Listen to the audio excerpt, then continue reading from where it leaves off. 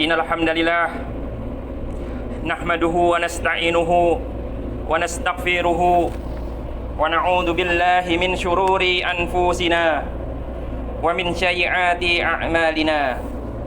Man yahdihillahu fala mudilla lahu wa man yudlil fala hadiya lahu. Wa ashhadu an la ilaha illallah wahdahu la syarika lahu wa ashhadu anna Muhammadan abduhu wa rasuluh. Ya ayyuhalladzina amanu taqullaha haqqa tuqatih wa la tamutunna illa wa antum muslimun.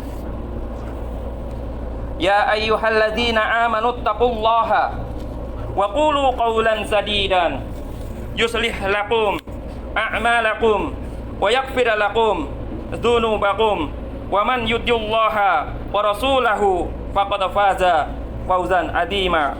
Amma ba'd. Allahu akbar, Allahu akbar, Allahu akbar.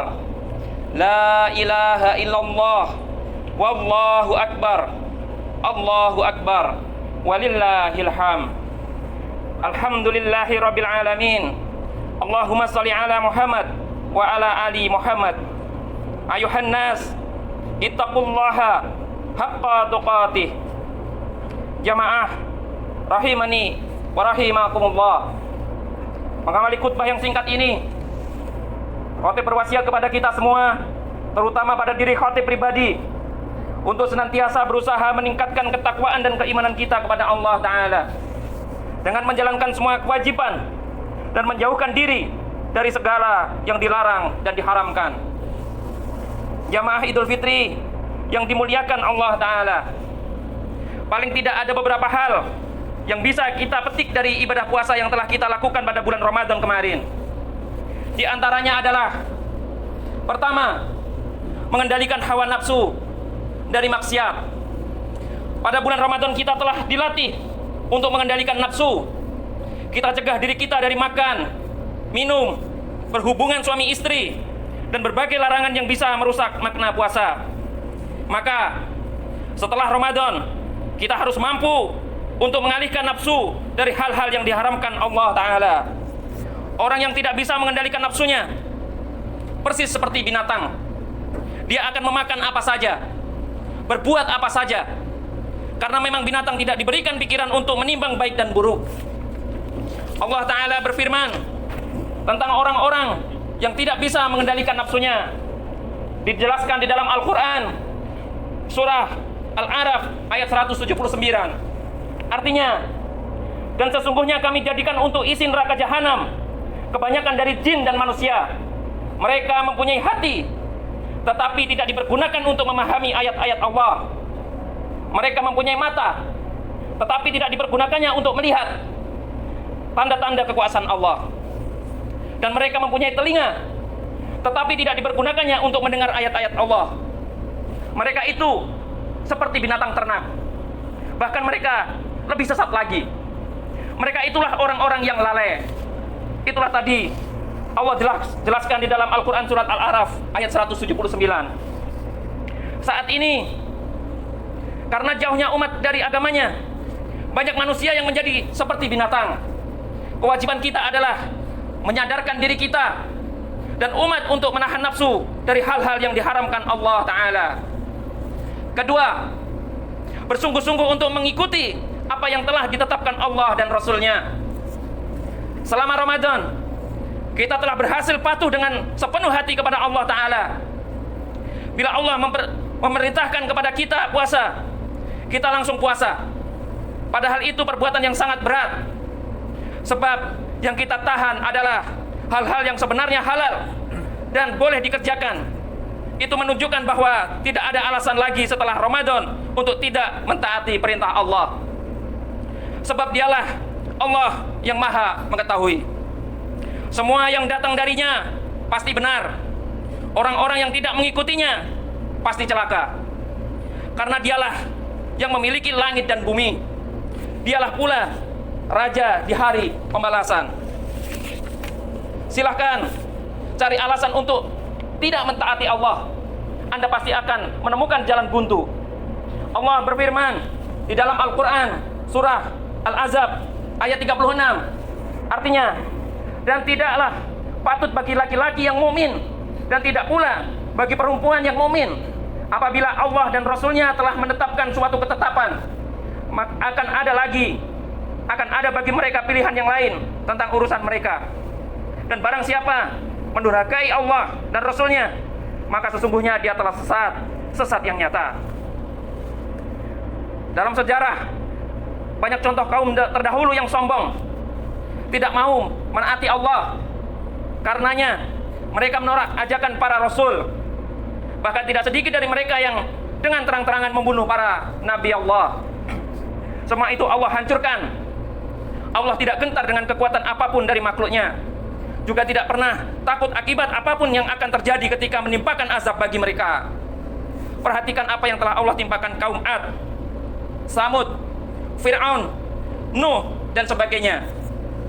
Tidak ada jalan bagi satu negeri pun untuk meraih kesuksesan kecuali bersungguh-sungguh menaati Allah. Dan tidak mungkin suatu masyarakat menjadi masyarakat yang bahagia kecuali dengan mentaati Allah dan Rasulnya. Kemudian yang tiga atau yang terakhir, meninggalkan dosa-dosa dan kemaksiatan.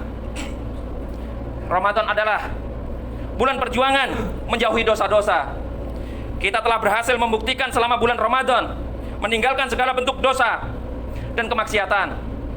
Kita berusaha menjauhi sekecil apapun perbuatan yang sia-sia.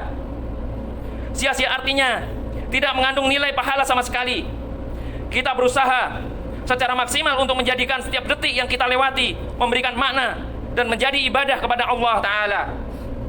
Setiap saat lidah kita basah dan berzikir, jauh dari pembicaraan dusta dan kebohongan.